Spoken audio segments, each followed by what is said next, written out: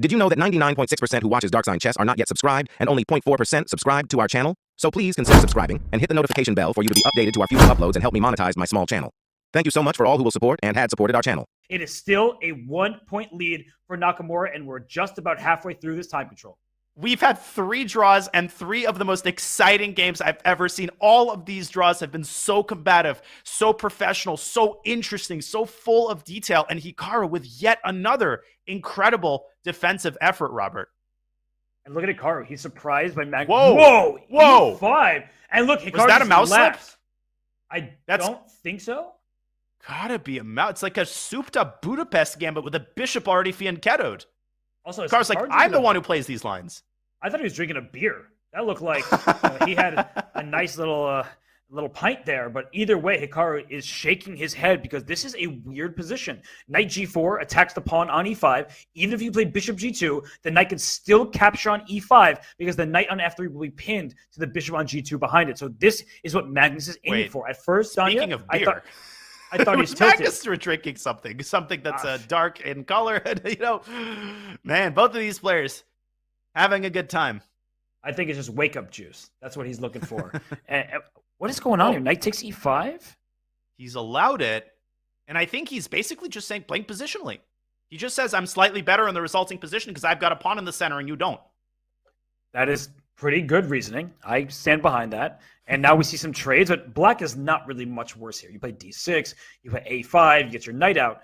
You start with a5. There are none to point out. Now, the one thing that I'd watch out for is if white plays queen c2 here and gets clever, look out for knight g5. It loses a piece on g5, but you gain the bishop on b7. So it's easy to forget about tactics like that. It most certainly is. LPDO goes c5. Loose pieces drop off. C5 looks C5. so strong here, crunching through the center and forcing weaknesses in black structure. Another miss by Magnus. And of course, the idea is BC Rook C5, exasperation on the face of Magnus as he hands Hikaru another incredibly pleasant position out of the opening. And look at Hikaru side-eyeing Magnus. He's like, what are you doing? Like he Really, noticed that Magnus? he has C5. and Magnus also is like, what am I doing? They're both asking the same question, but there's a big problem for black. This A4 pawn, it wasn't A5 and about to be captured. Now it's an A4, but it's a long-term weakness. You have to keep your rook defending it, maybe to bring another piece to the defense as well. I just feel like things are going wrong for Magnus as of this stage of the match. Definitely. Hikaru's up a point. He's in control. He's in control in this game. But to take the devil's advocate side, it's really not the end of the world for black. Black has this pawn chain. It's relatively well defended. What's funny is that Hikaru doesn't actually have to move the rook away from c5 just yet. He can make a calm move like a3. Now, he does move the rook, but not because he has to, because he wanted to. He's attacking a4. He could try to bring the queen up to b4. A lot of energy among white's pieces here, and Magnus has to figure out a way to get this knight into the game. Maybe just knight d7 is the way to do it. And the good news for Magnus is if he can successfully get his knight to c5, it's kind of like an outpost because white can't play b2 to b4 because of en passant. The a pawn will capture. A knight on c5 defends that pawn on a4. It stares the e4 square in the center. So that's what Magnus needs to go for. But as you were indicating, there might be some pressure against the black king. That's a rook lift on c4. It could swing all the way over to h4 because your king may find itself the victim of an attack. And there's another devilish idea that I think Hikaru has cooked up. Let's bring him an analysis board real fast. Knight d7. I think his idea is queen d2 to c2. And you might say, well, that walks right into knight c5. It defends everything. Look at that rook on d1. There's an x-ray going on, and rook takes c5 wins material. You win a queen and a piece for 2 rooks. And then you top it off with knight g5, the idea you mentioned earlier. This is out of the question. And if knight c5 isn't possible, then how, Hikaru might politely ask, are you defending the a4 and c7 pawns at the same time? I think black has ways to tactically defend them. Maybe rook takes c2 against rook c7. But Robert, all of that has to be calculated and planned out very carefully. When you're down a point, you don't want to walk the tightrope. You want a nice, solid game. Yeah, and there's bishop a6 ideas for black as well. At some point, bishop a6 hits the rook on c4 and the pawn on e2.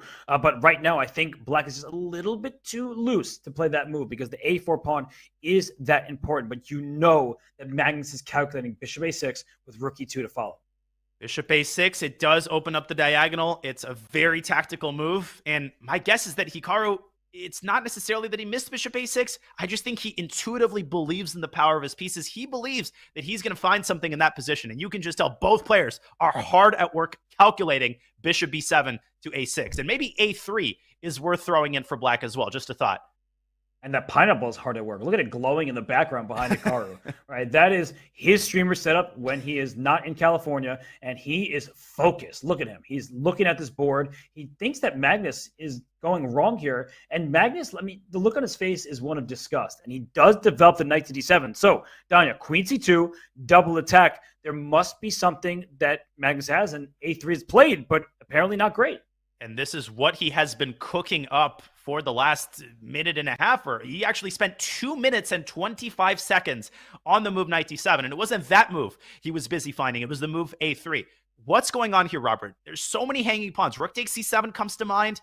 I think he wants something like bishop e4. And he wants to use the contact the black queen is making with the white rook to be able to play a takes b2. So I think Hikaru's first order of business has to be to address this a3 pawn. Am I on the right track here? Is knight g5 possible? What's happening, Robert? So many questions. And I think that if you go b3, a very calm move, just avoiding the pawn trade, there could be a move rook a7. So he goes knight g5, hitting the h7 pawn. The queen has to take the knight. The bishop takes the bishop on b7. And after black is rook a to b8, saving the rook and attacking the bishop, the c7 pawn falls. White goes up a pawn. It looks like a healthy extra pawn. So unless Magnus can drum up some counterplay, he is simply worse. And he doesn't have much time to drum it up. Rook takes d7 here. There's the move queen g5 to b5, forking the rook and the bishop. Magnus saw that from a mile away. Unbelievable calculation by both players. And talk about walking the tightrope. You're automatically walking the tightrope when you're letting a pawn live on b2 like this. That was impressive. I mean, Magnus sees rook d7, queen b5, and the bishop can move up to c6. But then black gets a second queen. The rook, the queen, and the pawn all in the same line. You get to promote. You win the game in short order. So right now, it's a big moment for Hikaru. You want to play queen takes b2. Give me that pawn, but you walk into a pin. So there could be a knight c5 shot, putting pressure on the pin piece. White is well defended for the moment, but Danya, it looks scary even if white remains better. That was satisfying, putting pressure on a pin piece. That was quite a bit of alliteration. Hikaru says, I don't care about that pin. I'm just taking all of your pawns. Look at that. Rook takes d6, laughing in the face of danger. And what Hikaru's saying is, hey, look, yeah, my bishop's under pressure, but how are you going to put more pressure on it? I've got two defenders. That's all I need. I could slide my rook to b6 if necessary. And Robert, Magnus might be running out of ideas here, and he is down 2 pawns. Let's not forget that. He's down 2 pawns. His knight doesn't have any outposts anymore. The pawn on d6 was captured. That was an important piece protecting the knight on c5. So where is that knight going? You need to get some counterplay, some threats. I feel like he might be close to lost already. Yeah, and the eval bar is bearing that out. I'm looking at rook e7, try to get this rook off. But then black is experiencing problems with his back rank. There's rook c8 check.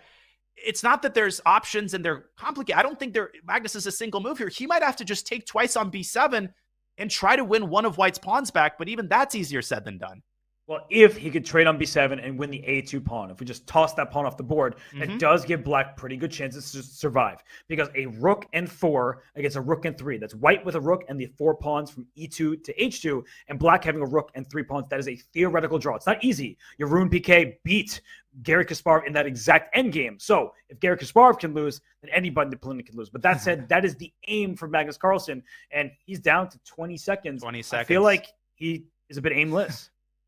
He definitely is, and Hikaru doesn't even need 2 extra pawns to win when the opponent has 20 seconds on the clock. He drops the knight back to e6. I like that from a practical standpoint. I think Magnus's only real source of counterplay is going to be that knight hopping around. It can hop into f4 using the pin.